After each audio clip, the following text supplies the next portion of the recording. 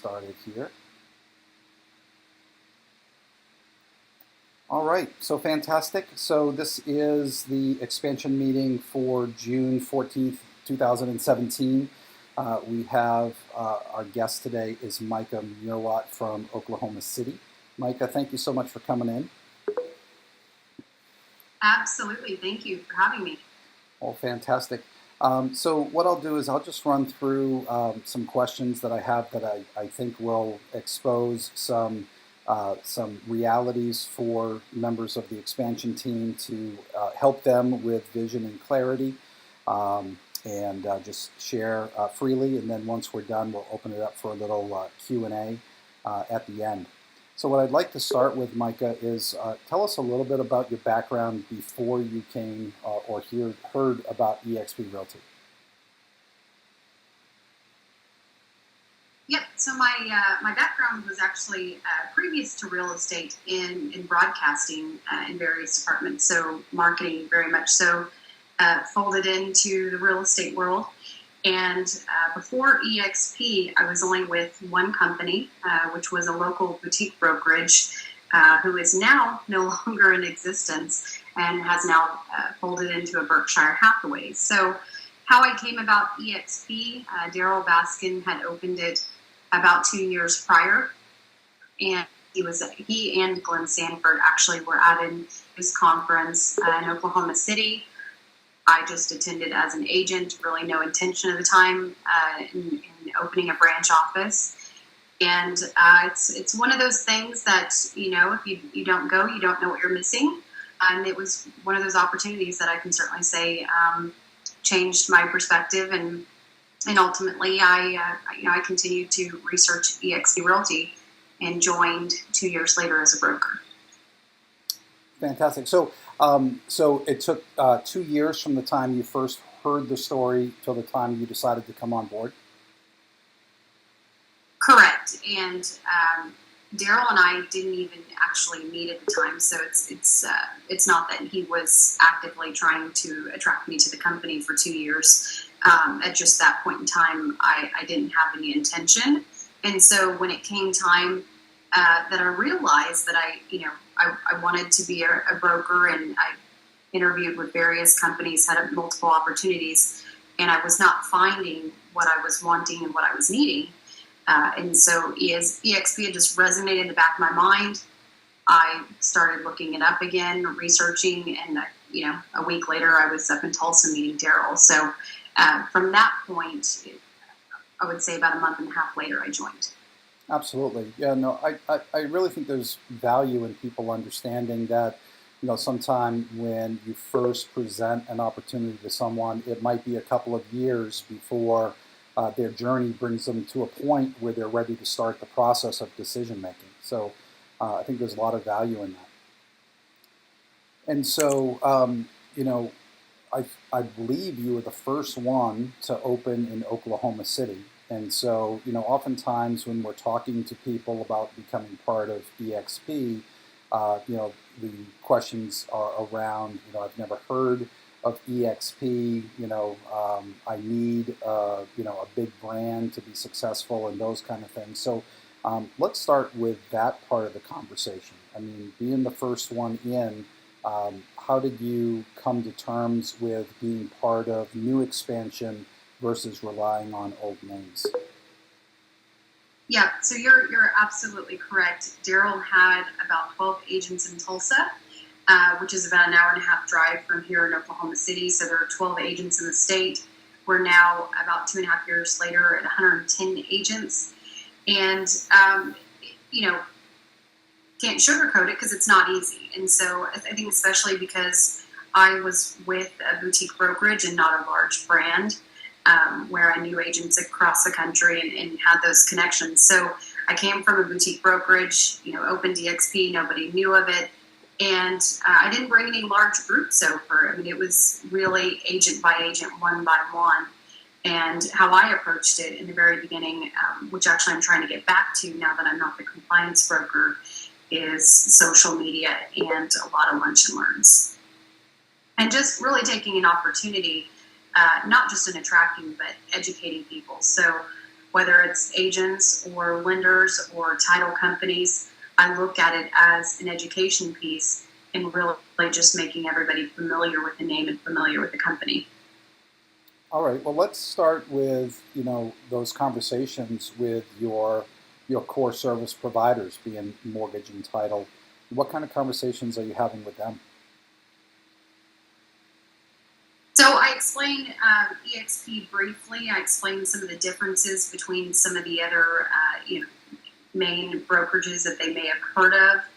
And, usually they acknowledge pretty quickly, especially now, how rapid it's growing, the name is getting out there, and how it really is the future of real estate. I think with agents, the conversations differ a little bit, just because, let's say that they're at a name brand that's been around for 30 years, then their perception is going to be obviously geared toward that name brand instead of being open to the opportunities within other companies. So I think, Jim, I saw you write in the chat, it's just planting those seeds constantly, and you never know when that opportunity is going to arise. I gotcha. And in explaining that, have any of them referred any agents who've ended up joining you? Absolutely. I've had referrals from my preferred lender, my preferred title company. Even we have a local strength finders coach. When she hears an agent's unhappy, then she usually sends them my way. So definitely getting a lot of outside support. Fantastic. And so let's talk about balance between doing your real estate business and focusing on building a team, building a group, building your company within the company. Yeah, absolutely. And I'll laugh slightly because I have been a compliance broker up until just a few weeks ago. So there were challenges with that as we grew. Then obviously there were, more time needed to be dedicated to the compliance aspect.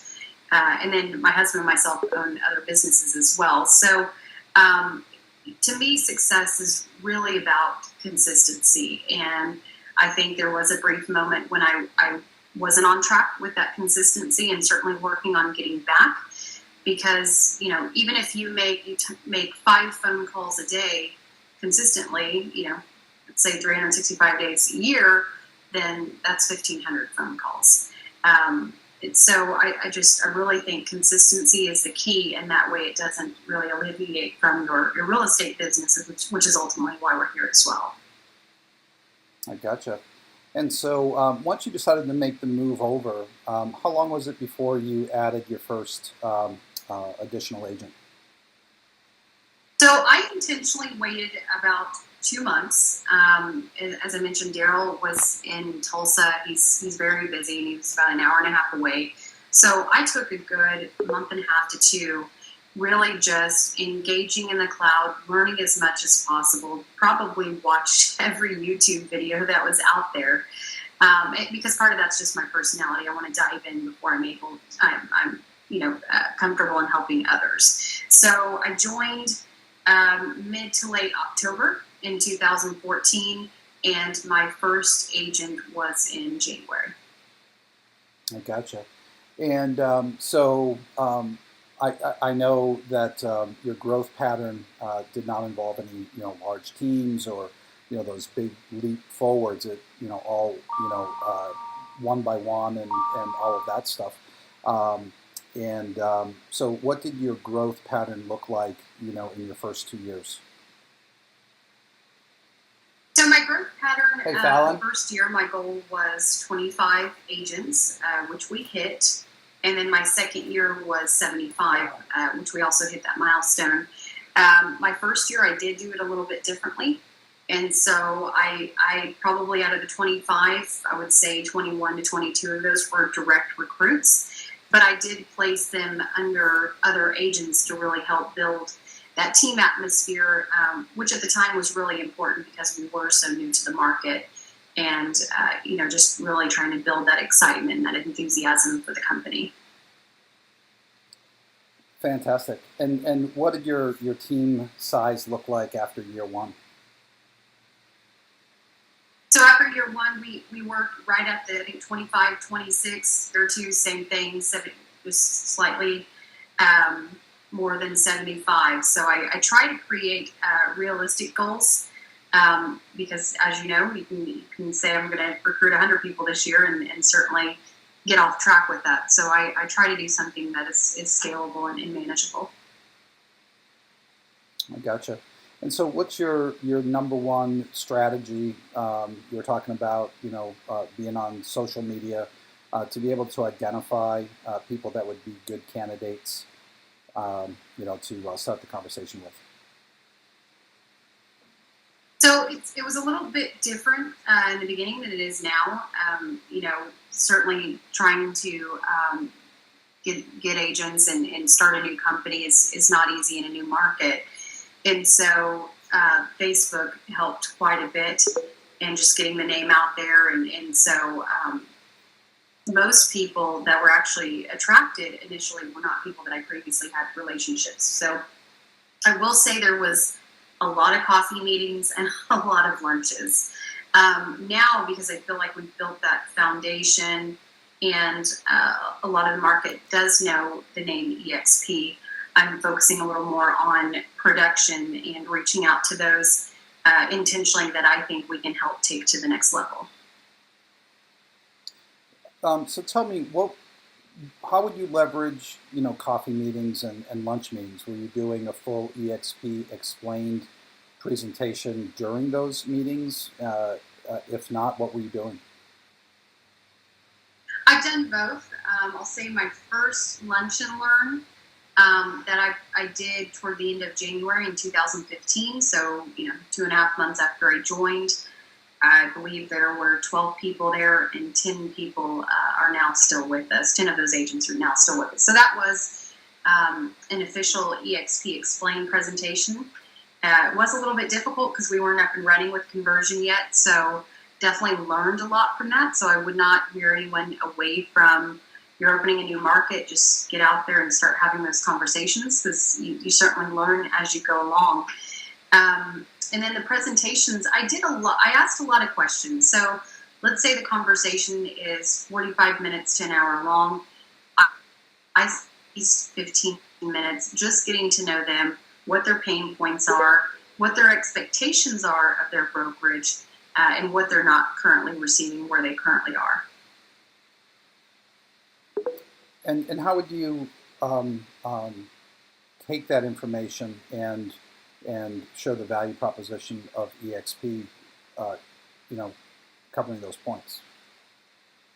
So learning their pain points. So whether it's, hey, I'm 60 years old, I want to, start putting money away for retirement soon, then I know the stock ownership and the revenue share piece is going to be important because they already have a stable business. If it's an agent who maybe sold, 2 million last year and they don't have a website, they don't know how to do the lead generation, then I know we can get them to be a capper with our lead generation system. So just trying to pinpoint those pain points and then find out how EXP, or if EXP, there's a big if there, is the answer for them, because we all know that every model is different and there's no one model that's the right model for every agent. And so we certainly, it's very important for me here that we're maintaining the right agents and a positive, collaborative culture. Yeah, so let's just talk about the selection process a little bit, because we'd all like to grow our revenue share group, and there is a thought or a school of thought that come one, come all. Let experience sort them out, and then the other train of thought is we'll build with quality. What's your philosophy around those? Well, I've learned the hard way. I've had my share of agents that have certainly thrived on drama and can certainly be toxic to an organization. So I'm very careful in trying to alert that pretty early on, and so because finding it before they join is going to be a lot easier than doing damage control later. So, and that's going to be within any organization.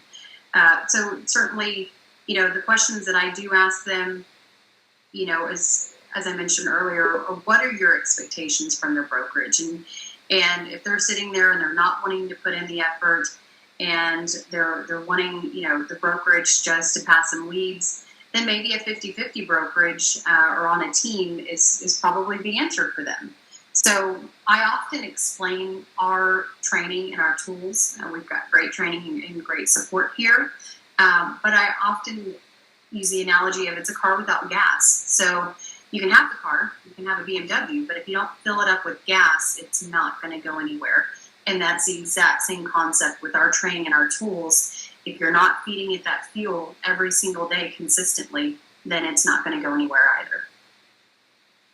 I gotcha. And where does lead generation fall into your conversations? So certainly, I find out if they have a website, if they have a mobile app, if they have a CRM, because a lot of brokerages, at least here, don't offer that. And so if they do have that, how much are they paying for it? How has it affected their business? And so I often show them what we're doing. I've got a full marketing assistant that runs my team in the social media, so I show them those different posts. I also let them know that one of the secret sauces I think of our company is because we have all of our listings fed through conversion, then we can advertise each other's listings. So it's also a great opportunity to get more listings that not only am I advertising your listing, but also 100 other agents have access to advertise your listing as well. So between that and the CRM and just having everything all in one component, they're usually pretty intrigued at that point. Fantastic. Let me open it up to other members here in the group and see what we have for questions up to this point before I go on.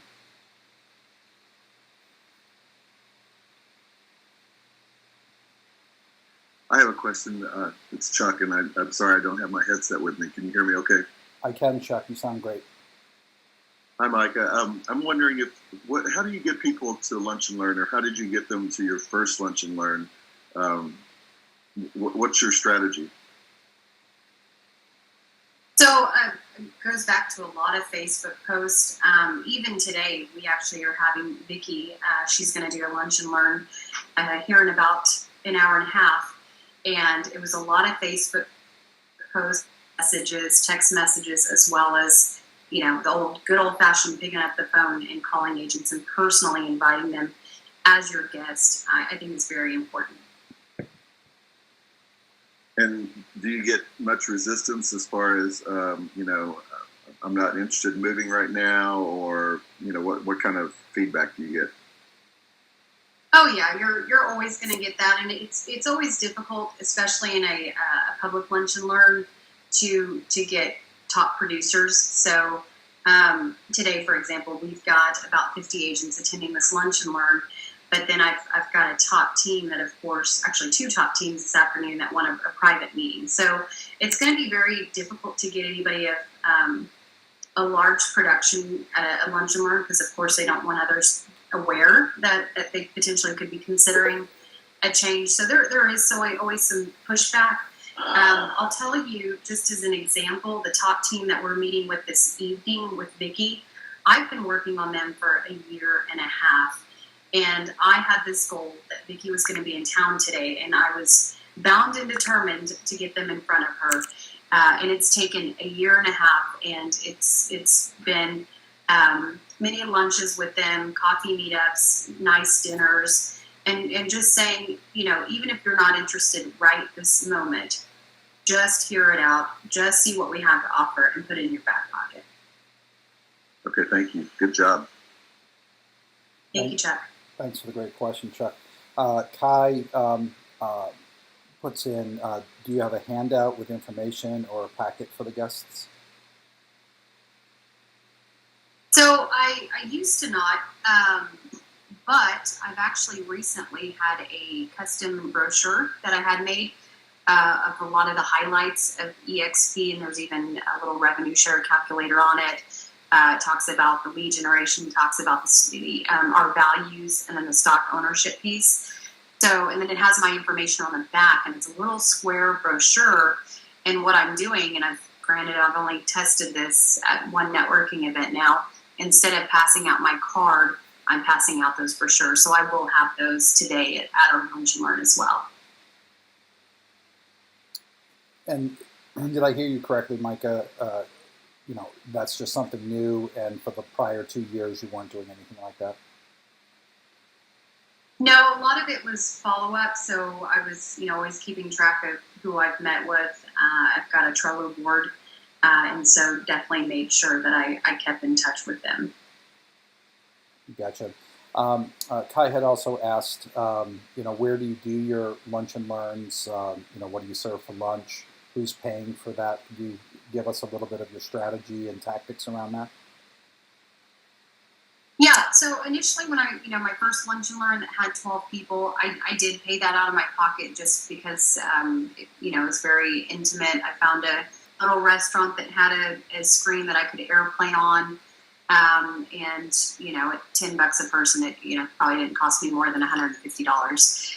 But now at these larger events, for example, Vicki coming in today, I reserved a room at our Oklahoma Association of Realtors, but I did have a title company sponsoring the lunch. Fantastic. So definitely a variation. Is it an expensive lunch, or is it like a Panera box lunch? What kind of expense are you asking the title or the mortgage partners to bear? Oh no, we've got a great local restaurant here that actually I can use them for all my brokers opens too because they're very popular. It's simply like chicken salad, sliders, pasta salad, chips, and drinks. So it's certainly nothing that's fancy as far as the Lunch and Learns. I will tell you, in taking these top teams to dinner, my husband and myself have taken to pretty nice restaurants, and it's cost $450 a pop. But very much so look at it as an investment for the future. Perfect. Other questions from the group?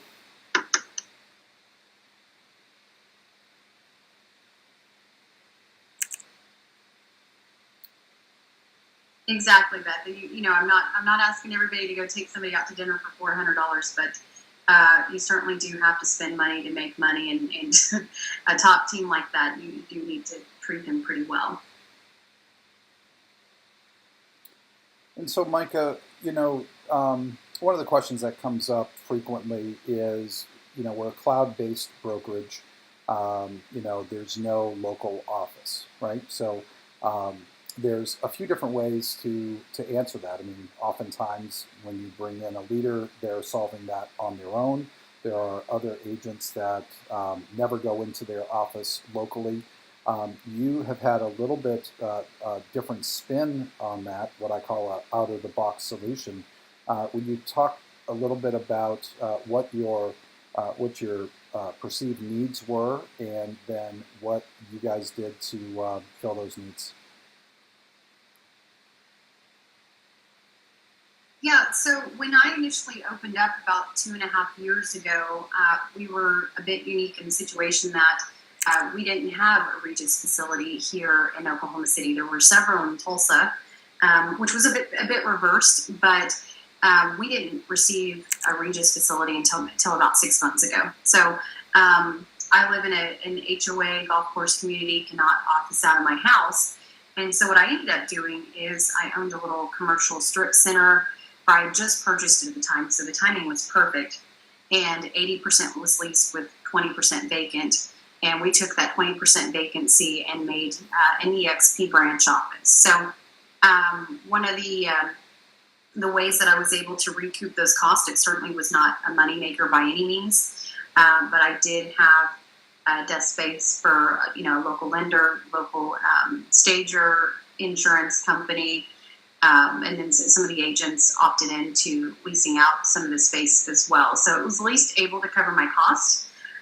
Most recently, we just actually last week got it under contract, And so with not to get too technical, but with the transition to our new state broker, we are now moving that office to downtown Oklahoma City in the Regis facility. So certainly do want to still push people to the cloud and push cloud training, because that's certainly the type of company that we are. But especially in the very beginning and having, 10, 15, 20 agents, having some of those intimate conversations and local trainings certainly did help with attracting agents much quicker. Fantastic. We also have a question here from Greg. So do you hold the lunch and learn and then invite folks to stay to learn about EXP after, or is the lunch and learn and EXP Explain presentation? We've done both. We've had just straight out EXP Explain presentations. And then today we are doing it a bit differently. Vicki is going to teach on, her topic is persistent selling, earn their business before they need you. And so the whole event is from 12 to 2, from 12 to 1, she's pretty much talking on this topic, and then going to lead into an EXP Explain presentation. So hopefully a good portion of those agents will stay. And so you've done it both ways, with the entree point being some other training, and then EXP Explained as a add-on, and you've also done it just as a straight up, let me share with you what the opportunity is at EXP. Yes, we've done it both ways. I will say, when we've done large EXP Explain presentations, we have to be very careful, because there are large companies here in Oklahoma City that have intentionally scheduled trainings and other events very much so the attendance at ours can be a little bit more difficult. So there's definitely a little bit of a battle there once the word gets out.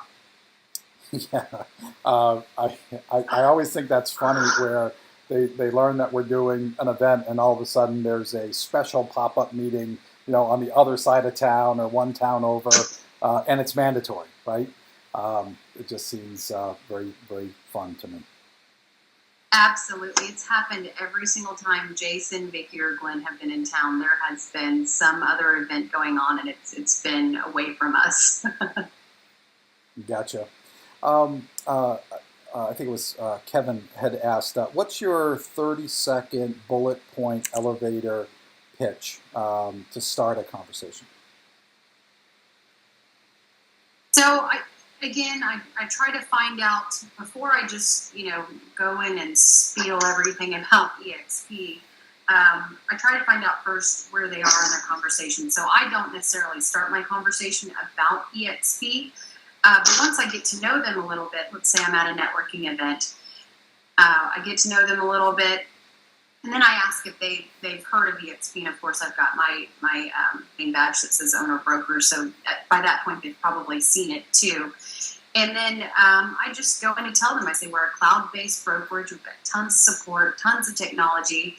And I ask them, I say, do you know the differences between revenue share and profit share? Are you an owner of your real estate brokerage? And so sometimes those questions are not easy to answer, but you also don't want to be afraid to ask those questions. And initially I was, but I really have to do it from a perspective of, I'm not out there recruiting. This is such a great company, and obviously I believe in this company wholeheartedly, that I'm really looking at it from benefiting that other individual and really just sharing the information. That's very interesting, Micah. So you're not, in your mindset, going out to recruit anyone. You're more sharing what the opportunity is. And so when you're talking to someone about the opportunity here, and you're showing one of the value propositions being sharing and revenue share, how do you talk about that if someone doesn't want to be and I'm using air quotes for my avatar, if they don't want to be a recruiter? How do you talk to them about that value proposition if they have an aversion to that being part of their opportunity? Oh yeah, one of my, actually an agent comes to mind, it's one of my direct recruits. That was one of the first things out of her mouth was, well, there were two. Number one being I need an office space because that's what she thought, that's what she'd been used to, being in the business for about 15 years. And number two was I am not a recruiter. That's not what I got in the business for. I got in the business to buy and sell real estate, right? Which is what we've all done. And so I've really seen, I had to shift my thinking, and I've seen even her, she has shifted, and she's now, doing $2,000 a month in revenue share, which is nothing to shy away from. And I'll tell you, obviously not going to name this individual, there have been months where their family has struggled, and that revenue share, she's literally called me crying because that revenue share saved them. So she does not look at it from recruiting. I've really tried to coach her along on the way that I look at it and just sharing the information. You don't want to be quiet about it. You also don't want to be incredibly pushy and just looking at it from more of a value proposition. All right, fantastic. And so how has, revenue share been treating you over the years? So revenue share has been great. I'm obviously a firm believer in residual income. If any of you follow me on Facebook, my husband and myself are also real estate investors. So we've got rentals, we flip properties, and I've always looked at things from a business perspective, and that's very much so what I look at with revenue share. So now that we've got this stable team in Oklahoma City, I'm looking at attracting higher producers and larger groups, and certainly taking the experience that I've had these last 2.5 years to be able to do that. So, it only takes one conversation to truly change your revenue share organization. Fantastic.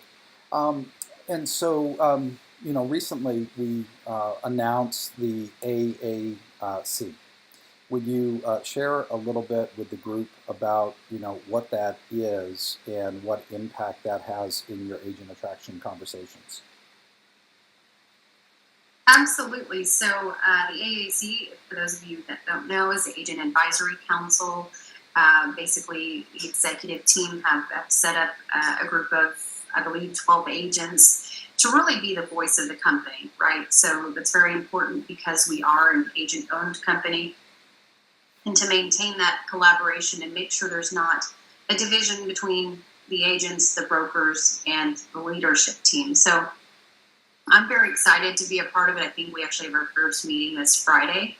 So I really think it's going to help bridge that gap that most companies have and truly be the agent voice. So I would encourage everybody to get to know your AAC members. If you have any concerns, whether it's positive or feedback, or negative feedback, then certainly let your voice be heard. But we're just now in the works of developing that. Now, as far as in my recruiting efforts, I will have to say I haven't used that heavily yet, just because we're just now kind of getting our feet off the ground with it. But even in announcing the AAC and the board of directors, I had text, phone calls, private messages on Facebook from all across the country from all different companies. So especially here in Oklahoma City, a broker owner that we're meeting with this afternoon is very excited to hear that there's going to be representation here locally. Yeah, thank you for that. So I'm not an AAC member, right? And so if I'm talking to a candidate that I'd like to bring on board, what dialogue can I have with them about the value of having an AAC, in your company? Well, I think there's tremendous value, whether you're on the AAC or not, because it's ultimately for the company, and we're all agent owners. So I would look at it from a perspective of, look how much our company values every single agent's opinion. And we're literally building this from the ground up together, that they have put a committee in place to make sure that the agent voice is heard and acknowledged, and ultimately bridging that gap between the agents and the leadership team. That's a really good answer. And so, having a AAC, right, having 12 members, is great, right? Collaboration, we have a voice, and all of that. What do you think about actually having two of our agents on the board of directors for the corporation? I think it's huge. I think it's unheard of. When I first became aware of it back when we were in San Diego, I almost was speechless that at the time I didn't even know that I was in the running, but just for the opportunity that the company values that so much that two of our board members have stepped down to allow agent owners to be on the board of directors. I think that's huge, and I really think it goes back to our values. And one of our values is being agile, and so I think that's really going to allow us to do that. Fantastic. And Micah, do you just focus on agent attraction, or are you also a practicing real estate professional?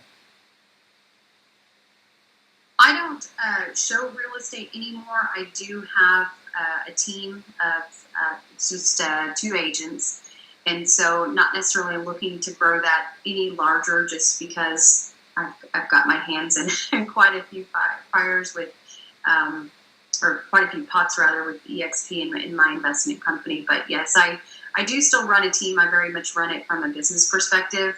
I still deal with sellers and coaching the agents, but I don't personally show property anymore.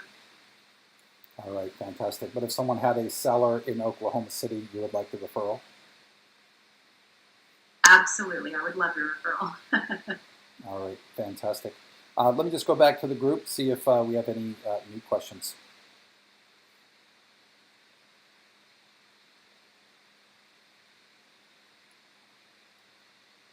So Micah, for me, one of my biggest questions is, I'm with EXP, and I have someone that I want to reach out to.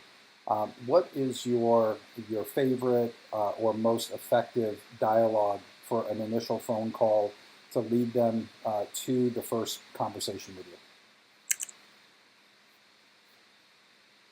Yep. So I just give them a call and so this is Micah Mruwat with EXP Realty. So I certainly start with an introduction, and again, I just have there's no true script for me, because I'm really letting them lead the conversation, and so I'm just getting to know them. I want to know if they've heard about EXP. If they have, what have they heard?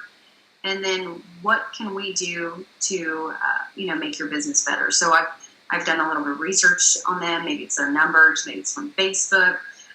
Maybe I've looked at pictures if they went on a recent vacation, and I talked about that, and just showing that there's personal interest and genuine interest in this individual. And then from there, you can lead into, hey, would you mind? I'd love to take you for coffee or go to lunch. Really get to know you more and show you what we have to offer.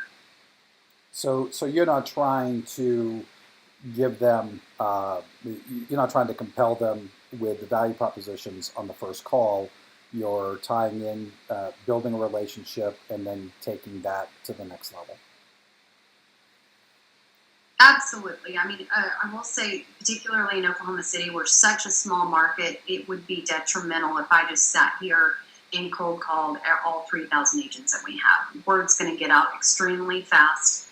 And, and I will say it's happened from other states, cold calling here in Oklahoma City. And it did affect us a little bit just because we're such a small market. So it really has to be more from a relationship standpoint and not just sitting on the phone and seeing how many cold calls I can get in an afternoon. Great. We have a question. What is the format that you're using for your lunch and learn? I think you covered that a little bit, but just reiterate that. Yep. So depending if it's an EXP explained or if it's, a class of value, that's just showing, that we're here to help support agents no matter what brokerage they're with.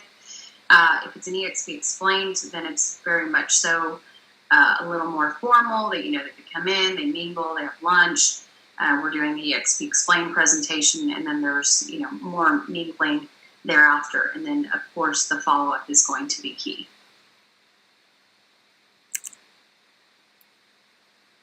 Let's see. Terry has a question in here. What are you using to attract agents to the event? So, as I kind of briefly touched earlier, it varies from Facebook posts to phone calls to text messages to private messages. But certainly, the most success that I have is picking up the phone and personally inviting people as my guest. All right, and let's see what else we have in here. Kevin's asking, of the brokers that you've attracted, what percentage of them were new contacts versus relationships you already had in real estate? So before I came over to EXP, I was at a local boutique brokerage, so I didn't have, although they had 150 agents, nobody was ever in the office. And I was very much so focusing on my investment company. So although, I had a lot of great relationships, I would say a good portion of the agents that came over initially were not from those relationships. Sorry, what? It was just, from coffee and lunch conversations and reaching out and them seeing my Facebook post and reaching out to me to see, what this new company was all about. Gotcha. Let's see. And what are the title companies or loan officers talking about in exchange for the sponsorship? Yeah, right now I'm in the EXP thing, and I'm ready to make my call. If someone's standing next to whoever has their mic open, I know you know. Either hit mute or kick them Do from you the server. have that I was trying to see who that form was. that you needed Yeah. Doctor to fill out? Hold on. I'm just going to see if I can't scroll through and find them. But Do you know where it is? Yeah, that's Richard. I'm just going to close his mic there. All right. Okay, thank you. Yep. So basically, they usually like to come. We'll have their information. We always make a digital flyer, and so it always says, whatever is sponsored by such and such. And so we announce them at the event. They mingle at the event. They network at the event. They may say, have a brief moment in the beginning, but most of it is not covered by them. It's really just the opportunity to have their information, their logo on the flyer, to be there and to mingle, and then of course we announce them.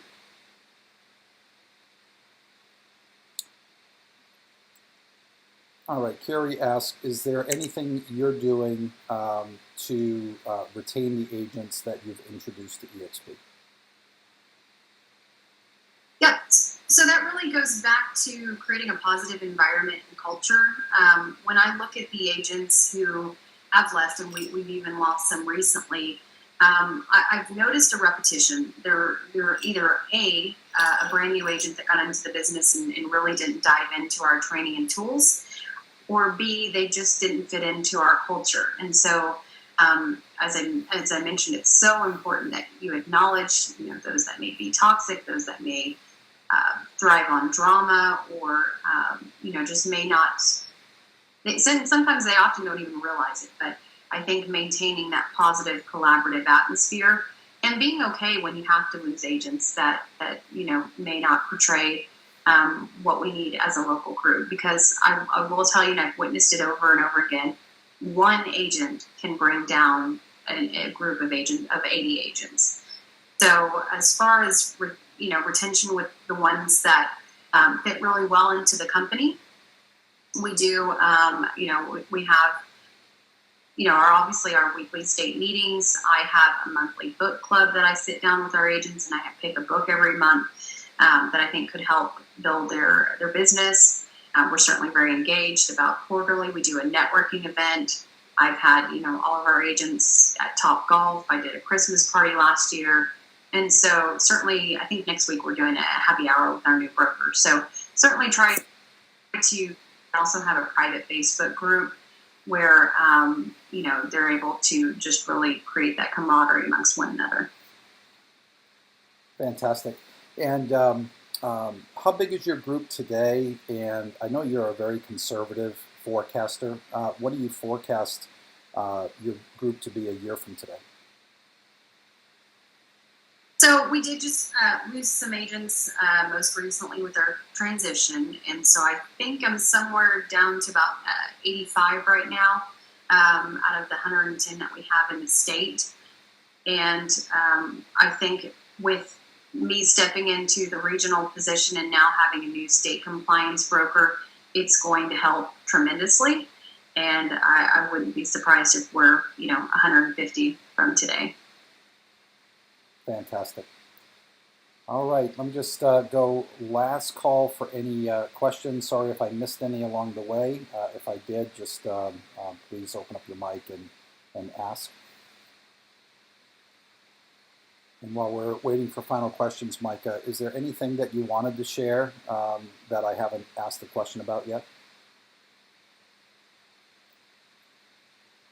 Nope, just really reiterating, don't be afraid to approach people. I hear from, some of my agents all the time, well, I don't know anybody, or I don't want to sit there and call people.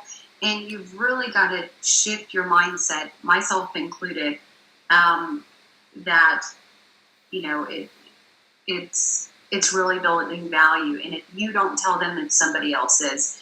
And since I've started intentionally, since I've moved into the regional position and making those phone calls and having those conversations, I expect to have $100 million producer and then $145 million producer this year. So, but if I don't get to them, somebody else will eventually. And I think you certainly have to keep that in mind. Don't be afraid to reach out. Fantastic. My last question is, once you've spoken with someone and someone has said that they are interested in moving forward, what is your involvement in the final onboarding process? So I'm actually pretty involved. I mean, of course, as a broker, I had signed off on all the forms before, and now I'm able to hand off at least that part of it. But for my organization, I've created a 30-day video drip campaign as well as a local website, and just some of the starting points that I think that would help them in transitioning into EXP, because we do have a lot of tools and it can sometimes be overwhelming. So my goal with the video drip was it's going to help assist new agents and experienced agents alike. So as soon as they join my organization, I have those personalized video drips start dripping on them for 30 days. Fantastic. Anything else you wanted to add, Micah?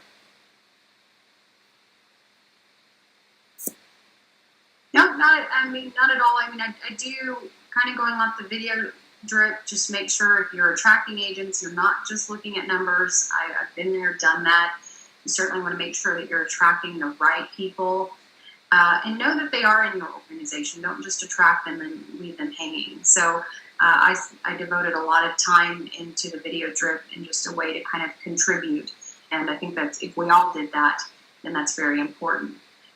Here locally, I also created an agent sponsor checklist that if one of my agents does sponsor another agent into the company, they go through this checklist of getting them set up with all of our tools, and it would literally take less than 2 hours. So I think if we all took some time to do that, then it would make their transition much smoother.